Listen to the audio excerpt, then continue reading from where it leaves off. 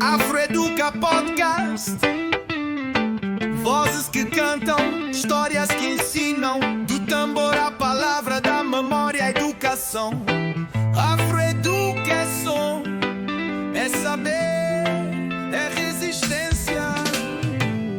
Onde a história ganha voz e a memória ganha ritmo. Afroeduca pode, cá está aprender, é resistir.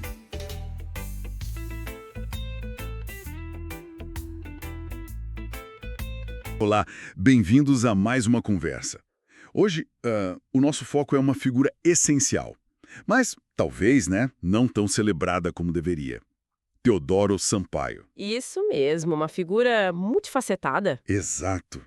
E para entender melhor quem ele foi, a gente está com uns materiais bem interessantes aqui. Trechos de biografia, um texto histórico, a letra de uma música sobre ele. Voz da engenharia e da abolição, né? Bem sugestivo o título. Sim, e tem também umas notas pedagógicas sobre a música e até sugestões para trabalhar isso em sala de aula, ligando com a BNCC. Ótimo. Então a gente vai mergulhar fundo nisso. A ideia é essa, tentar entender, sabe, a origem dele, os obstáculos que ele enfrentou, as contribuições enormes como engenheiro, geógrafo, intelectual e, claro, o papel dele na causa abolicionista. E como uma coisa se conecta com a outra, né? Isso é fascinante. Totalmente. O que me chamou a atenção nos textos é como as ferramentas da engenharia, viraram para ele uma forma de ver e até lutar contra a injustiça social. Bom, vamos lá. Vamos. Para começar, é importante situar, né? Teodoro Fernandes Sampaio. Ele nasceu em 1855, lá em Santo Amaro, na Bahia. Certo. Filho de Domingas da Paixão do Carmo, uma mulher negra, ex-escravizada, e do padre Manuel Fernandes Sampaio. Quer dizer, ele cresceu num Brasil ainda com escravidão forte. Imagina o contexto. Pois é, nesse cenário ele conseguia estudar e, mais ainda, entrar na Escola Politécnica do Rio de Janeiro em 1874. Olha, é algo notável. Sem dúvida. A inteligência dele era clara, teve o apoio do pai sim, mas acho que foi a determinação pessoal dele, sabe? Enfrentando o racismo estrutural da época, isso foi o principal. E aí ele se torna um dos primeiríssimos engenheiros negros do Brasil, um marco por si só. Exatamente. E os documentos mostram que ele não ficou só no diploma. Ele botou a mão na massa, né? Projetos grandes, saneamento em Salvador, estradas de ferro. Sim, projetos de infraestrutura-chave. E a participação dele na Comissão Hidrográfica do Rio São Francisco em 1879. É aqui que a história fica, ainda mais interessante, né? Com certeza, porque foi nesse trabalho de campo, mapeando o rio, viajando, Que ele viu a realidade de perto. isso, a realidade das populações mais esquecidas, né? Negras, indígenas, a pobreza, a marginalização. Entendi. E essa experiência, ela foi o elo, sabe? Não era só aplicar a técnica da engenharia. Ver a injustiça de perto alimentou a consciência dele. Fez ele se engajar politicamente? Precisamente. Ele começou a usar a posição que tinha, o conhecimento, não só para construir pontes físicas, mas para defender a liberdade, a igualdade.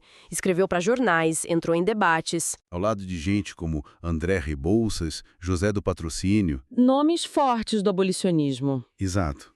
A engenharia e a militância, para ele, viraram uma coisa só, indissociáveis. E essa mistura, essa fusão entre a técnica e o engajamento, parece ser o coração daquela música, Voz da Engenharia e da Abolição. Sim, a letra tenta pegar isso.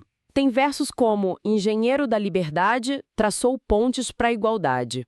Analisando as notas que vieram com a letra, você acha que a música consegue, assim, traduzir bem essa complexidade toda? Olha, uma música sempre simplifica, né?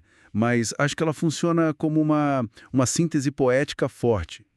Ela acerta em cheio ao mostrar essa dualidade.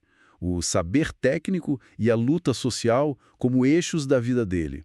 O refrão diz, foi saber, foi luta, foi verdadeiro. Acho que captura bem. E as notas didáticas ajudam a desdobrar isso, né? Conectando com a biografia, o contexto. Exato. Tornam a música um ponto de partida legal para explorar mais a fundo. E é importante lembrar, a luta dele não parou em 1888 com a Lei Áurea. Não mesmo. Os textos deixam claro que ele continuou na batalha, né? Agora pela inclusão social dos negros recém-libertos e dos descendentes. Exato. E como isso aparece no trabalho intelectual dele depois da abolição. Ah, isso é muito visível nas publicações dele. São obras importantíssimas para os estudos brasileiros. O Tupi na Geografia Nacional, de 1903. Clássico. O Rio São Francisco e a Chapada Diamantina, 1906. E a História da Fundação da Cidade do Salvador, de 1919. E nessa história de Salvador ele destaca o quê? Ele fez questão de pesquisar e mostrar a contribuição africana na formação da cidade. Algo que muitas vezes era e ainda é, né, invisibilizado. Entendi. Faz todo sentido. E as sugestões pedagógicas que você mencionou, elas mostram como usar a história dele, a música, em sala de aula. Ligando com a BNCC, com a Lei 10.639... Aquela lei super importante que tornou obrigatório o ensino de história e cultura afro-brasileira e africana. Essa mesma. Isso só reforça como o legado dele continua relevante hoje. Então, resumindo a nossa conversa, Teodoro Sampaio, que viveu de 1855 a 1937, foi muito mais que um engenheiro pioneiro. Muito mais. Foi geógrafo, urbanista, historiador, cartógrafo, um intelectual público e um ativista que não cansava. A vida dele é um exemplo, né? Um exemplo forte de resistência, de superação intelectual, social. E de um compromisso profundo com a justiça no Brasil. Exatamente. E sabe, isso tudo levanta uma questão importante para a gente pensar hoje em dia. Qual? A trajetória do Teodoro Sampaio mostra de um jeito muito claro como o conhecimento técnico, o conhecimento científico, que muita gente vê como algo neutro, pode ser, na verdade, uma ferramenta poderosa. Poderosa para quê? Não só para o desenvolvimento material, para construir coisas, mas também para a luta concreta por direitos, por uma sociedade mais justa, mais igualitária. É uma ótima reflexão. Fica a pergunta, né? Como que hoje, nos diferentes campos do saber, a gente pode mobilizar esse conhecimento de forma mais consciente, mais estratégica, para gerar um impacto social positivo de verdade? Uma pergunta excelente para a gente terminar. Com essa provocação, a gente encerra essa exploração sobre a vida e o impacto imenso de Teodoro Sampaio. Uma figura inspiradora. Sem dúvida. Uma história que continua viva, ensinando sobre a força do conhecimento quando ele se junta com a luta e sobre os desafios que a gente ainda tem para construir um Brasil mais justo. Agradecemos a companhia de todos nessa análise. Até a próxima!